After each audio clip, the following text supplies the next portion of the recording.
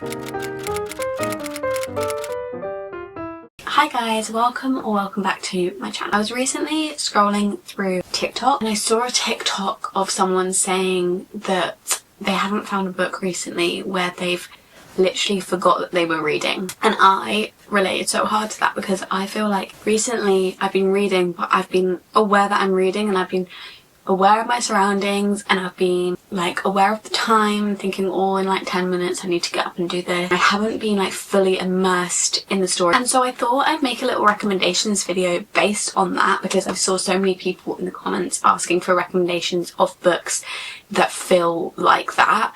And so I thought I'd make a little recommendation video, and I put them into 4 different categories. That was 8. 4 different categories because I think that there are 4 different things that can really go into making a book suck you in so much that you forget your surroundings. And some of these books, they aren't my like all-time favourite books, like they're all above a 4-star. I love them all, but they're not my all-time favourite books because some of my all-time favourite books, like I've been reading them really quickly and I love them, but I wouldn't necessarily say that everyone who reads them will be sucked in. So the first category I have is characters. So this is like when the characters feel so real, so you get so engrossed in the story and so swept up in the story because you genuinely start to believe that they're real people. So the second category we have is easy to read, so you're not having to put an absolute ton of effort, it's just fun. The next one I have is fast plot. So this is when it's like a page turner, it's gripped you, you just don't even realise that you're turning the page because you're so gripped in the story, you just want to know what happens next,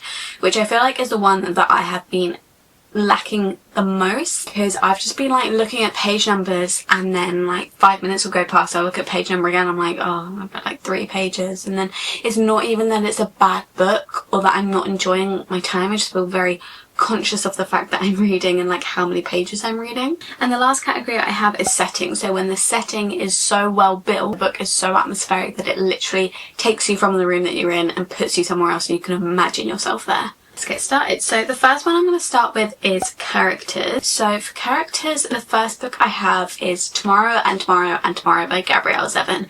This is a literary fiction book. It's not a romance, but it is about love. It's mainly about friendship. I always like to preface when I hold a book up and it literally has no romance in because that's very different for me. But we basically follow Sam and Sadie, who are best friends, and they decide to start up a little gaming company together that then is not so little anymore, and it kind of follows the rise of that business and all the problems that come along with working together with your best friend. And you're very, very closely following these characters and you learn a lot about them, you care a lot about them, and they don't do good things a lot of the time. They're very imperfect characters, which I feel like make them seem even more realistic. Some of the things that you follow them doing are a little bit mundane, some of them are like not mundane at all. I really, really enjoyed this book because of how connected you become to the characters, not even the main characters. There are background characters in this that you also become very connected to. So I definitely recommend this one. The next one we've got in characters is Carrie Soto is Back by Taylor Jenkins Reid, or literally any Taylor Jenkins Reid book, especially her celebrity series, because the celebrity series is basically trying to do just that, like make you believe that the character is real. Every time I read one of these books from the celebrity series, I genuinely believe that these characters are real people. So we have Daisy Jones and the Six, which is about a band. Carrie Soto is back and she's a tennis player. We have Seven Husbands of Evelyn Hugo and she's like an actor, like a retired actor. Malibu Rising, which is about a model. I think the one that is the most realistic to me is Daisy Jones and the Six, just because it follows them so closely, that their rise to fame and their fall from fame and all their characters, and I feel like it just seems very realistic. But my favourite one out of all of them is Carrie Soto is Back. Carrie Soto is Back basically follows a retired tennis player, and she held the world record. I can't remember what it was for, but she then watches a younger tennis player come up and she breaks her world record. And so Carrie Soto decides that she's going to come out of retirement, claim back her world record, and that is obviously met with a lot of people calling her like salty, and a lot of people saying she won't be able to do it, she's too old. And again, she has her imperfections. She's not like the nicest person in the world. She's not even not the nicest person in the world, but she doesn't like just let people walk all over her, and you can just see how much in this industry women are not allowed to behave in that way, and they are called rude if they don't allow themselves to be walked all over, whereas men portray the same attitude and they are not talked of badly for that and they're respected for that. The next category is easy to read. So for this category I have A Good Girl's Code to Murder, which is a young adult thriller mystery by Holly Jackson. Like, a lot of people kind of stray away from it when they hear young adult, but I first read this I think when I was like 16, 17. I'd really enjoy it now if I reread it. I kind of do want to reread it, so I wouldn't be put off by the fact that it's young adult. In fact, I think young adult thrillers are so much better. So we follow Pip. I think the stories are a little bit different between America and the UK because we have different like school systems. But in the book in the UK, she is in college and she has to do an EPQ, which is like a little extra qualification that you can get in college where you have to do a project on a certain case and present it. So she decides to do her one on a murder that happened in the village a few years back, and while she's looking into it and making her project on it, she realises that she doesn't actually think that the man who went down for doing it actually did it, but he can't defend himself now because he died. She kind of makes it her mission to try and figure out what actually happened there. And you may think like, why is she getting involved with police matters? But like, look past that and just find the fun in it, and it is really good. Then we've got Shatter Me by Tahira Mafi, and this is a series I would recommend if you're looking to get into fantasy because it is so easy to read. I'm not saying it is the best fantasy series or the best fantasy book ever, but it's very easy to read, which is not the case with a lot of fantasies, and it's very fun and you will have a good time. Even if you're reading it and you're like, this isn't the best writing, this isn't the best plot, it is a fun time. Like, I can recognise that it's not like the most amazing like world building and everything, but I do think for a fun fantasy like this is a very, very good book. We follow Juliet, and she has been kept locked away because she has a power where basically if she touches someone, she kills them. There's a very corrupt government and they decide that actually they are going to try and use her as a weapon, and she obviously doesn't want to do that and she tries to fight back, and it's kind of her fighting back against this corrupt government. Lastly, in the easy to read category, I have You Deserve Each Other by Sarah Hogel, which is a rom-com. I think that this is the most bingeable rom-com ever. I love it. I think this has a film coming out, they announced the other day, which I'm so excited about. Like, I read it so quickly, I loved it so much because you just want to know what's going to happen. It's obviously easy to read, it's a little fun rom-com. We basically follow this couple who are engaged but they are not happy in their engagement and they want to call it off, but whoever calls it off, I think it's something like they have to pay, and so they want the other person to call it off. It's very childish, but they just keep doing things to make the other person call it off, so they just keep sabotaging each other to try and get the other person to call it off. And it's very funny, it's very page turning because you're like, they're engaged and they don't like each other, like how is this going to turn around and become a rom-com? But it obviously does in the end, and I just think it's an amazing book. I love it so much. Okay, next we have Fast Plot. So for this I have two fantasies. With a fantasy it is very easy to get sucked into a plot because there is so much happening that doesn't necessarily happen in a contemporary book. So the first one I have, and you may think like, what do you mean Fast Plot? That book is like 900 pages long. But that is House of Earth and Blood by Sarah J Maas. This series, it gets a lot of slack and I'm bored of it because I just don't understand how. So if you want to listen to me and you want to take my recommendation, then please do. But I understand if you're scared of this series because it is 3 very massive books at the moment, and a lot of people do say that they don't enjoy it. Personally, I really enjoyed it. So the reason I'd say that this has a fast plot is not only because so many things happen, it's kind of like a genre bending book because it's fantasy, it's obviously romance, which is nothing new. Like, romantasy is obviously its whole genre, but it also kind of has like a murder mystery in it, which I really enjoyed.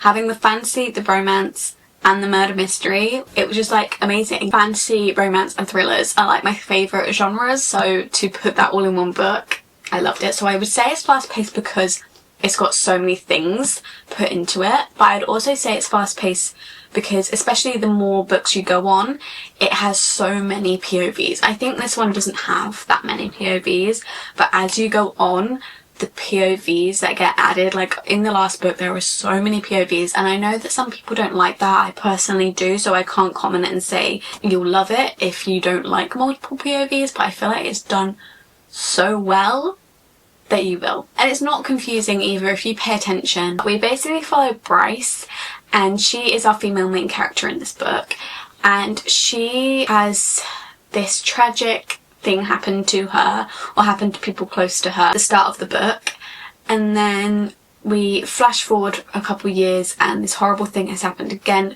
to someone else who's kind of linked to her. The police show up, all these things keep happening, and they're all linked to you, so we are going to keep an eye on you, and we also want your help to kind of figure it out.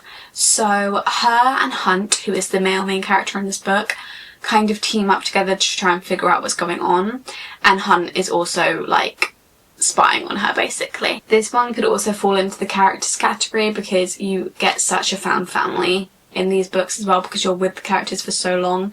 Next one for fast plot, I wouldn't necessarily put Iron Flame and Onyx Storm in this one, but I would put Fourth Wing in because we basically follow Violet Sorrengail, and she was supposed to go into the Scribe Squadron, which are the people that like write up history, but she ends up going to the Rider Squadron in this little war college, massive war college. So she's not really like equipped to go into the Rider Squadron because they ride dragons, they have to be very strong, they have to be able to fight, and she does not feel that she can do that. And so we kind of follow her going through the different challenges that you have to have in your first year so that you can get a dragon, and basically your only choice is to pass these challenges or die.